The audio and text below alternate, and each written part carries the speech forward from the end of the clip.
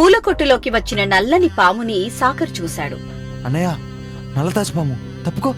తమ్ముడు, ఆ పాముని ఏం చేయకు, దాని దారిని అదే పోతుందిలే అని ఇద్దరూ కొట్టులో నుంచి బయటకొచ్చారు. బెడ్రూంలో ఏడుస్తున్న ఆడపడుచు మహాలక్ష్మి దగ్గరికి వదిన ధరణి వచ్చింది.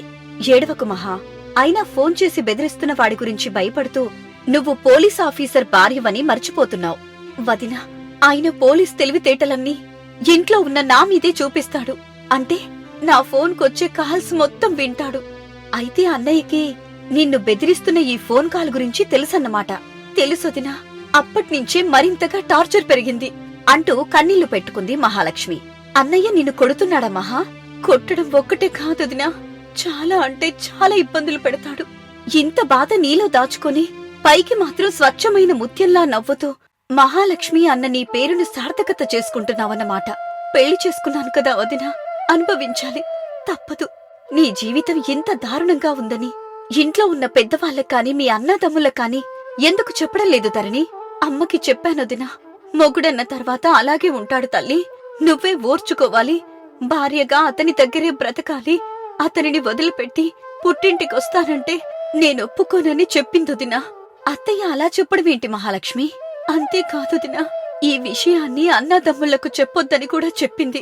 సరే మహా, నువ్వేం బాధపడకు, భయపడకు, నీకు నేనున్నాను. నీకు ఫోన్ చేసి బెదిరిస్తున్న అతనికి నిన్ను బాధ పెడుతున్న ఎస్ఐ అన్నయ్య కూడా బుద్ధొచ్చేలా నిన్ను ప్రేమగా చూసుకునేలా చేస్తాను. నీకు మంచి రోజులొస్తాయి మహాలక్ష్మి. నేను రేపు మా ఇంటికి వెళ్ళిపోతున్నానొదినా. వెళ్ళు మహాలక్ష్మి, నువ్వేం బాధపడకు. ఇప్పుడే కదా నాకు తెలిసింది, ఇంతకు ముందు ఎలా ఉండేదానివో అలాగే ఉండు. ఆయన మాటలకు నా గుండె, దెబ్బలకు నా ఒళ్ళు అలవాటు పడ్డాయి వదినా. నీకు ఫోన్ చేసి బెదిరిస్తున్న అబ్బాయి గొంతును గుర్తుపట్టావా మహాలక్ష్మి? అతను చెప్తున్నది తప్పొదినా. నేనెవ్వరినీ ప్రేమించలేదు, నాకు ఎలాంటి ప్రేమ కథ లేదు. అతను ఏదేదో కల్పించి చెప్తున్నాడు. నీ మీద నాకు నమ్మకం ఉంది మహా. నువ్వు రేపు అన్నయ్య దగ్గరికి వెళ్ళు. అలాగే వదినా, భయపడకు మహా, నీకు మంచి రోజులొస్తాయి. నువ్వు చెప్తున్న ధైర్యం చూస్తుంటే నాకు నమ్మకం కలుగుతుందొదినా అని మహాలక్ష్మి చెప్పిన తర్వాత ధరణి ఆ గది నుంచి హాల్లోకి వచ్చింది. అత్త జానకి కనిపించింది. కోపంగా, ఏయ్ కోడలా, తలనొప్పిగా ఉంది, స్ట్రాంగ్ గా టీ తీసుకురా అని చెప్పడంతో ధరణి ఆశ్చర్యపోయింది. ఏయ్ కోడలా, నీకే చెప్పేది, నాకు స్ట్రాంగ్ టీ కావాలి, వెళ్ళి తీసుకురా. మీరేంటత్తయ్యా అలా మాట్లాడుతున్నారు? నన్ను విసిగించకుండా వెళ్ళి టీ తీసుకురా, వెళ్ళు. ధరణి మౌనంగా కిచెన్లోకి వెళ్ళింది. టీ పెడుతూ అత్తయ్య పిలుపులో తేడా కనిపిస్తుంది. ప్రేమ లేదు, కోపం ఉంది. బహుశా పడుకొని లేవడం వల్ల వచ్చిన చిరాకయ్యుంటుంది అనుకుని వేడివేడి టీ తీసుకుని హాల్లోకి వచ్చింది.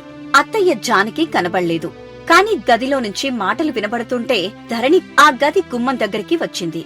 కోపంగా అరుస్తున్న జానకి మాటలు స్పష్టంగా వినపడుతున్నాయి.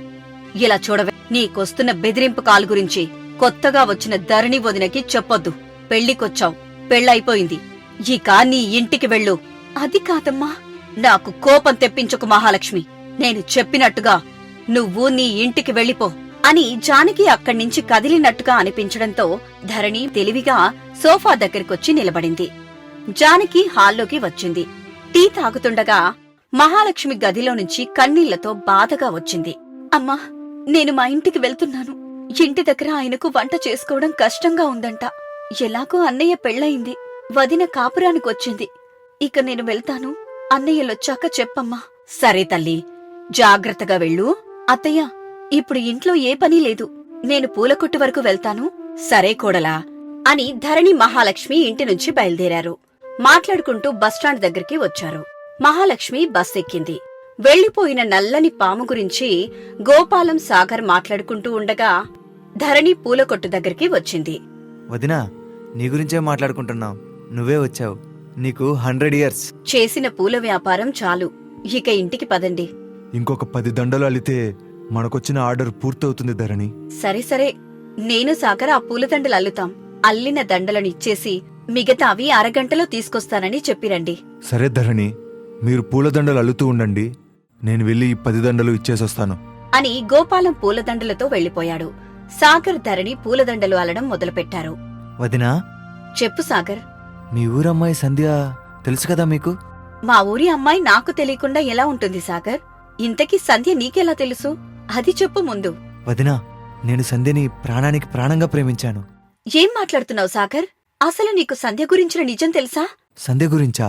ఏంటి వదినా అది? సంధ్యకి ఇంతకు ముందే పెళ్లయింది సాగర్ అని ధరణి చెప్పగానే సాగర్ షాక్ అయ్యాడు. నీకు ఈ విషయం తెలీదా సాగర్ అని ధరణి అడగ్గానే సాగర్ షాక్ నుంచి తేరుకున్నాడు. నువ్వు చెప్పేది నిజమా వదినా? నిజం సాగర్, సంధ్యకి ఇంతకు ముందే పెళ్లయింది. కాని 6 నెలల తర్వాత భర్త ఒక యాక్సిడెంట్లో చనిపోయాడు. అప్పట్నుంచి సిటీలో వర్క్ చేసుకుంటూ తన వాళ్ళని చూసుకుంటూ బ్రతుకుతుంది. సాగర్ బాధగా కన్నీళ్లు పెట్టుకున్నాడు. బాధపడకు సాగర్, సంధ్యని ప్రేమించి మంచి పని చేశావు. మరి నీ ప్రేమ గురించి సంధ్యకి చెప్పావా లేదా? చెప్పాను వదినా. తను ఒప్పుకుందా మరి? తను నాతో మాట్లాడే తీరును బట్టి నన్ను ఇష్టపడుతుందని నేను అర్థం చేసుకుని పెళ్లి చేసుకుందామని కూడా చెప్పాను వదినా. తను కూడా ఒప్పుకున్నట్టుగానే అనిపించింది. మరి పెళ్ళెప్పుడు చేసుకుంటున్నారు సాగర్? ఒక రోజున నా ప్రేమ విషయాన్ని అమ్మకి చెప్పాను వదినా. అమ్మ వెళ్లి పర్సనల్ గా సంధ్యతో మాట్లాడింది. అప్పట్నుంచి సంధ్య నిన్ను దూరం పెడుతూ వచ్చింది కదా? అవును వదినా, కానీ సంధ్య అప్పట్నుంచి నన్ను దూరం పెడుతుందని మీకెలా తెలుసు? వదినా అంటే ఎవరు సాగర్? అమ్మ తర్వాత అమ్మ. మరి నాకు అర్థం కాకుండా ఉంటుందా చెప్పు? వదినా, ఎలాగైనా సంధ్యతో మాట్లాడి నువ్వే మా ఇద్దరు పెళ్లి చేయాలి.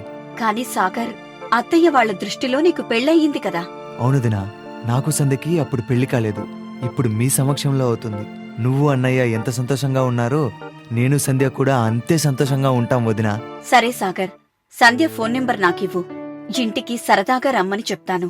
వచ్చిన తర్వాత మీ ప్రేమ పెళ్లి గురించి మాట్లాడతాను చాలా థ్యాంక్స్ వదినా అని సాగర్ చాలా సంతోషపడతాడు.